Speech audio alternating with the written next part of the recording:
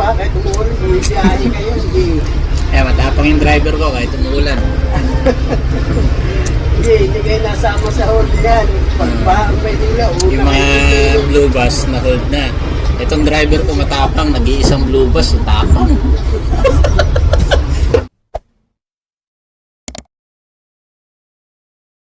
Isang mabilisang shoutout muna sa ating kaibigang Teddy Bayabas na membro ng Katapang Brothers. Shoutout sa iyo, kaibigan. What's up mga kaibigan? Nga pala, bumiyay kami ng maaga ng driver ko. Kahit bumabagyo, nagtyaga kami bumiyahe kasi routine na namin yung lagi kami madaling araw bumiyahe.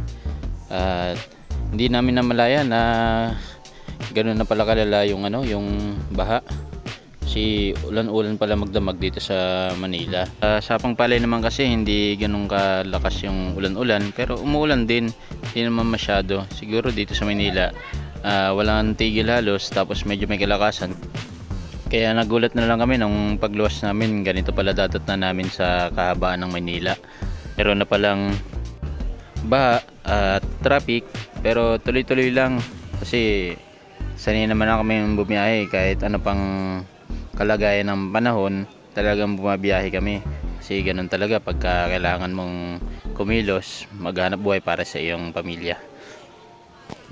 Nung mga nakaraang buwan, ganito rin nagbabaha din naman tapos nag-declogging sila, ayun, lumuwag na yung drainage siguro, kaya wala na kami naranasang baha nung mga nakaraan.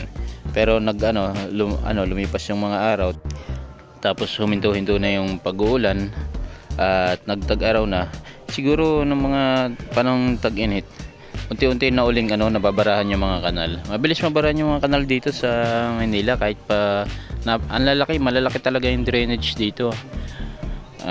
Kasya nga yung mga sasakyan sa ilalim ganun kalaki, pero kung iisipin mo bakit grabing ibinabaha dito sa Manila. Siguro kailangan na uli ng declogging para hindi na uli ganito kagrabe yung baha dito sa Manila, kasi konting bara lang ng kanal talagang baha na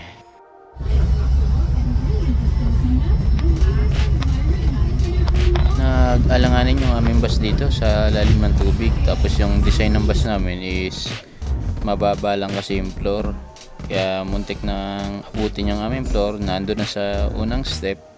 At kaya pag ganitong bumabagyo-bagyo tapos mataas na yung tubig, pinipigilan na kami bumiyahe, hinuhold kami agad sa terminal pa lang, hindi na pinababiyahe. Dahil nga kami nakalabas na kami kaagad madaling araw pa lang, hindi naman namin ini-expect na ganito na kataas yung baha dito sa Manila.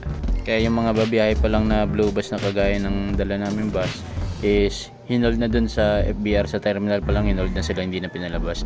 Anong nangyari, kami pa lang nakakalabas na blue bus at medyo kinabahan nga kami dito sa lalim. Baka kasi iniisip namin pagka kasi inabot yung computer box ng bus, titirik itong bus, kawawa naman yung driver, matutulog dito sa bus. Lakas tayo pala kauna-una ng blue bus ha. Blue bus na Pang kayo ha. kauna-una ang blue bus ha. Una ang blue bus na matutulog. Tapang kayo ha, kahit umuulan, bumibiyahe kayo, sige. Eh, matapang yung driver ko kahit umuulan. Hindi kayo nasama sa hold yan. Pagbahan pa nila, Yung mga blue bus na hold na. Itong driver ko matapang, nag-iisang blue bus, tapang. Mukha pa lang matapang Mukha pa lang matapang. Nag-iisang blue bus na bumiyahe, biyahe Santa Cruz. Lakasan ang loob daw to. Bakit hindi naman tayo hold ha? Oo nga, hindi tayo inold, di ba? Tara.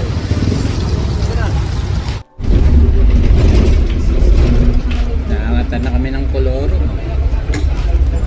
Abandon ng interval. Yan.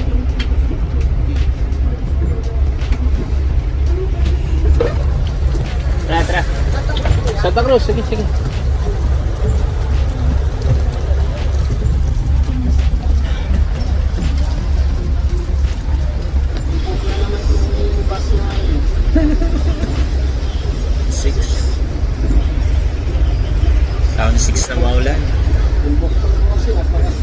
Masipag yung driver ng Arabo eh. Kahit maulan eh. Banat gear ang 6. Masipag. Masipag. Sobrang. Hindi. Ako, uuwi ako mamaya. Ikaw, tutulog ka sa kalsada. Hindi na ito makakatawid eh. Pasok tayo sa takbo. Oh, napit na umapaw yung... Manghuli ako isda! Isda! Wala ba? Ito na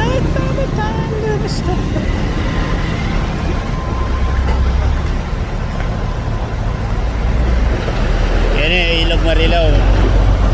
Taas na po, taas na. Pagka nagtuloy-tuloy pa, maapaw na po yan dito sa kalsada. Pag nagtuloy-tuloy yung malakas na ulan, aapaw na po yan. Ayan na siya. Malapit yan dito lang sa may paksulan namin. Dito po yan. Ng mga jeep. Haji? Abutilan na. Yan na, mga pasayero namin na Hawak mababait. masakyan eh. Pakuan lang yan eh. Grabe ka naman. Pakuan lagay sa ilalim ng duster. Sige po. So ayan, kahit bumabagyo, tuloy-tuloy ang biyahe. Kailangan din natin sa ating pamilya na meron tayong panggastos, meron tayong kitain, at kailangan din tayo ng mga pasaheros kasi hindi lahat nakabiyahe. Kaya ganito, naiipon yung mga pasahero dito sa Ayala Malls kasi nga kakaunti yung bus. Bawa din naman yung ating mga pasaheros kasi may pamilya din silang naghihintay sa kanila. Kailangan din nilang makauwi ng maayos. Kailangan nila yung ating serbisyo dahil kailangan din naman natin sila. So ito talaga ang buhay transportasyon. May kasamang pagtitiis, pagod, puyat, kahit masama yung panahon, biyahe para lang makapagbigay serbisyo sa ating mga mananakay. Dahil bilang isang public transport, siya na rin tayong public service. So hanggang dito na lang po. At maraming salamat sa lahat ng sumusuporta sa aking mga kaibigan dyan, sa lahat ng silent viewers, sa mga nagsishare. Isang malaking shoutout sa inyong lahat. Samahan po tayo sa araw-araw, ingatan po ang sarili at bigyan tayo ng magandang kalusog. God bless. Bye bye.